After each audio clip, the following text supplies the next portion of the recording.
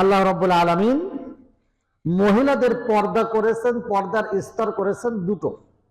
মহিলাদের পর্দা দুই ভাগে বিভক্ত, দেহের পর্দা, কণ্ঠের পর্দা। দেহের পর্দা, কণ্ঠের পর্দা আজকে থেকে মনে রাখবেন, মা বোন স্ত্রী সবার ঘরে কম বেশি থাকে।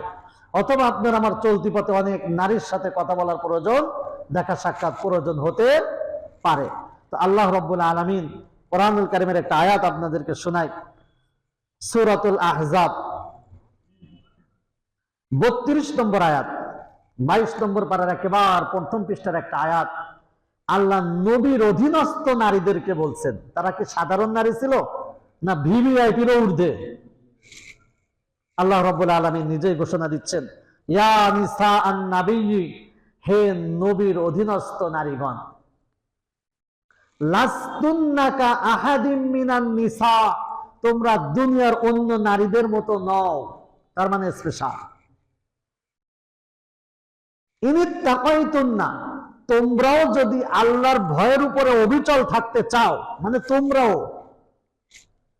মানে তোমরা সাধারণ নারীদের মতো না যে টাকা দিলে একদিক দৌড় দিলে লোভে আর একদিক চলে গেলে, তোমরা তো এমন নও। তারপরেও তোমরা যদি আল্লাহর ভয়ের উপর অবিচল থাকতে চাও, ফালা তাখদানা বিল কওল, মিষ্টি সুরে পর পুরুষের সাথে কথা বলবা না। কাদেরকে বলছেন? নবীর অধীনস্থ নারীদের। কারণ আমাদের সব সময় মাপকাঠি, আমাদের সব কিছুর আদর্শ নবী রাসূলগণ, এই জন্য সেখানে দিয়েছেন। এবার আমরা বলি একটু কথা বললে কি হয়, ভাই বোনের মতো একই সাথে কাজ করি, একই সাথে পড়ালেখা করি, একই সাথে উঠা বসা করি, আপনাদের মনে হতো দোষ কেন? আল্লাহ রাব্বুল আলামিন বলছেন, ইয়া নিসা আন নবী, হে নবী পত্নীগণ, অথবা হে নবীর অধীনস্থ নারীগণ, তোমরা অন্য নারীদের মতো নও। তারপরও যদি তোমরা কথার ভিতরে কোমলীয়তা বা কথার ভিতরে মিষ্টিও, এই মানুষের সাথে মিষ্টি ভাষায় কথা বলতে শুরু করো, ফায়াত মাআল্লাযী ফি কলবিহি মারাদ, তাহলে তোমাদের প্রতি লালায়িত হতে পারে ওই সমস্ত ব্যক্তি যাদের অন্তরে ব্যাধি আছে। ওয়াকুলনা কওলাম মারুফা, সুতরাং সংযত অবস্থায় তোমরা তাদের সাথে কথা বলো। সামনের দিকে এসে বসুন। তোমরা তাদের সাথে সংযত অবস্থায় কথা বলো। তাহলে নবীদের অধীনস্থ নারীগণ, নবী পত্নীগণরাও যদি কণ্ঠের মধ্যে তারা মিষ্টি ভাব দিয়ে কারোর সাথে মত বিনিময় করতেন, তো আল্লাহ বলছেন তবুও তোমরা ধ্বংস হয়ে যেতে। আর আমার আপনার নারীগণ, এদের তো প্রশ্নই ওঠে না। তাহলে এক নাম্বার, নামাজে দেখা যায় যে ছেলের সাথে অন্য আরেকটা মেয়ের কোনো দেখা সাক্ষাৎ কোনো কিছু নেই, সেও তাকে দেখে নাই, এও তাকে দেখে নাই, কিন্তু 1-1.5 বছর কথা বলে, 1-1.5 বছর না 1-1.5 মাস কথা বলার পরে তাদের পরবর্তী ইলা আখের শেষ পর্যন্ত সব হয়ে গেছে, হয় না?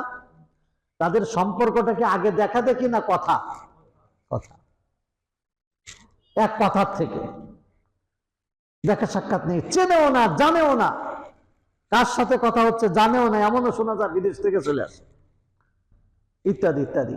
যাই হোক, তাহলে এক নম্বর হচ্ছে কণ্ঠের পর্দা। কিসের পর্দা? কণ্ঠের পর্দা করা। কণ্ঠ, মহিলাদের কণ্ঠ পর পুরুষ থেকে পর্দা করা। মহিলারা কোরআন তেলাওয়াত করতেছে, আমরা সবাই বসলাম যে শুনুন, উনি বোরকা পরে হাত মোজা পা মোজা সব পরে আমাদেরকে কোরআন তেলাওয়াত শোনাচ্ছেন, শোনা যাবে? যাবে না। শুধুমাত্র ওই ব্যক্তি শুনতে পারবে যিনি তাকে শিখাচ্ছেন, অথবা উনি শিখে যাকে শোনাচ্ছেন যে আমারটা ঠিক আছে কি না। কোন নারীর কোরআন তেলাওয়াত শোনাও জায়েজ নেই। কোরআন তেলাওয়াত শোনা, অন্য কথা তো থাকলোই। বলবেন এটা কোন ধরনের নাস্তিক কোয়ালিটির মতবাদ ব্যক্ত করলেন আজকে এসে, এটা আমার এই কথা মানা লাগবে না আপনাদের। আজকে থেকে শুধু আলেম ওলামাদের কাছে জিজ্ঞেস করতে থাকবেন যে পর নারীর কণ্ঠে তেলাওয়াত, গজল ইত্যাদি শুনে এটা জায়েজ না না জায়েজ। তারপরে তারা সবাই যদি বলে যে না আসলে না জায়েজ, তাহলে মেনে আমারটা মানা লাগবে না। অথচ আমরা আমাদের অহরহ এই বেপর্দার সাথে আমাদের সমাজের বা আমাদের অধীনস্থ অনেক নারীগণ জুড়ে গেছে। দ্বিতীয় নাম্বার পর্দার বিধান হলো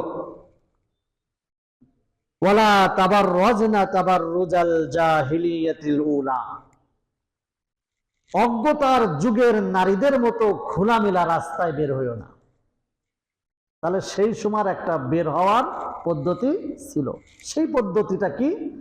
সেই পদ্ধতিটা হলো এই, এমন ভাবে রাস্তায় নিজেকে উপস্থাপন করা পরপুরুষের সামনে যে তারা আমাকে দেখে আমার উপরে কুদৃষ্টি করতে। এজন্য বিশেষ প্রয়োজনে আমাদের নারীদেরকে বাইরে বের হওয়া লাগতে পারে, হতে হয়, কিন্তু সেই বের হওয়াটা যেন সে সংযত অবস্থায় হয়, পর্দার সাথে হয়। এই পর্দার এই দুটো বিধান, একটা হলো কণ্ঠের পর্দা, একটা হলো দেহের পর্দা।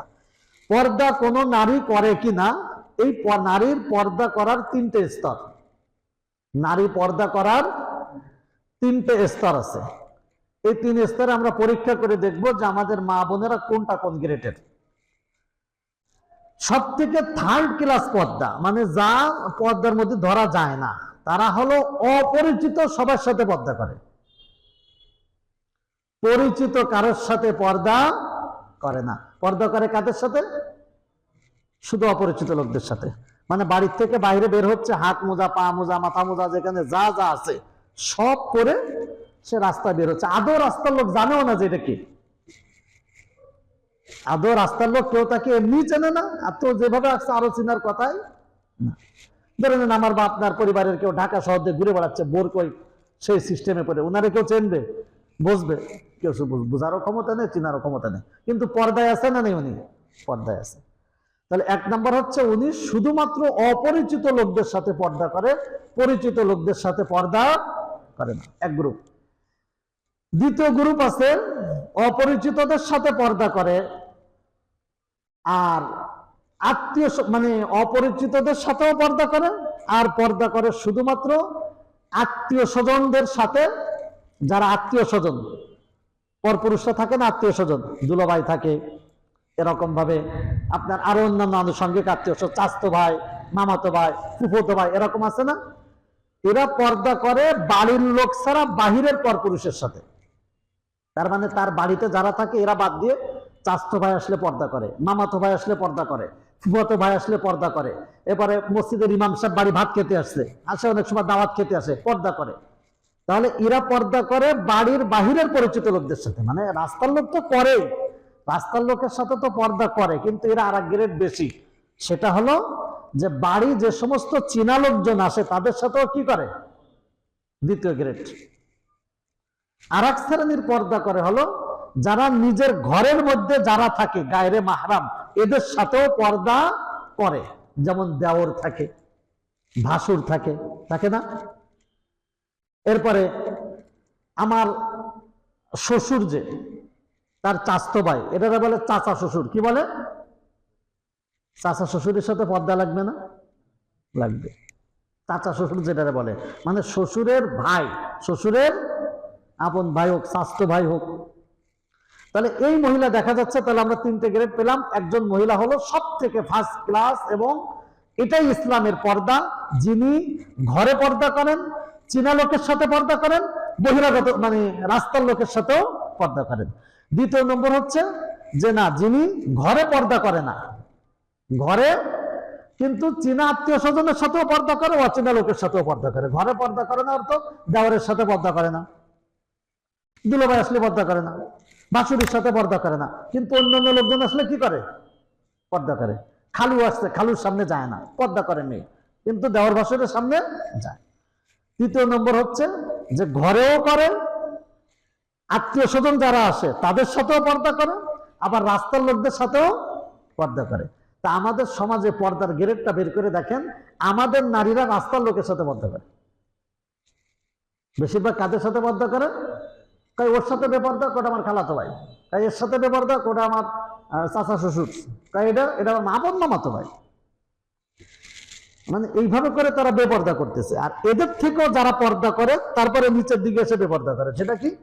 একই বাড়ি থাকি, ওটা আমার দেওর, ওটা আমার ভাসুর, ওটা আমার এই, এদের সাথে। তাহলে এই ক্ষেত্রে আমাদের রসুল সাল্লাল্লাহু আলাইহি সাল্লামের কাছে এক মহিলা সাহাবিয়াকে জিজ্ঞেস করলেন, ইয়া রাসূলুল্লাহ, আমার শাশুড়ি তো নেই, তা আমার হাতে এই যে আমার দেওর টাওর যারা আছে, স্বামীর ছোট ভাইটাই, তা এদেরকে তো আমি রান্না বাড়া করে খাওয়াই, বা তারা আমার সাথেই থাকে একই সংসারে। তা এদের সাথে কি আমার পর্দা করা লাগবে? প্রশ্নটা কি বুঝতে পারছেন? যে কথা আপনারা বলবেন, তার রসুলের এক সাহাবী প্রশ্ন করে তার উত্তর রেডি করে রসুলের উত্তর করেই রেখে দিয়ে গেছে। বলছে যে আমার শাশুড়ি নেই, বাধ্য হয়ে আমাকে এদের কি করা লাগে, দেখাশোনা করতে লাগলে তো ইচ্ছা করতে থাকবো। সবার বয়স কি হবে? অনেক সময় এমন হয় না যে ওই স্বামীর সাথে বিবাহ হয়েছে যে মেয়ের, দেখা যাচ্ছে যে ওই সময় একটা বাচ্চা ছিল 5-7 বছর বয়স, হতে পারে না? তাকে গোসল করাইছে, খাওয়াইছে, দাওয়াইছে, তাকে কোলে দিছে, আস্তে আস্তে সে বড় হয়ে গেছে, এখন কি আর পর্দা লাগবে না?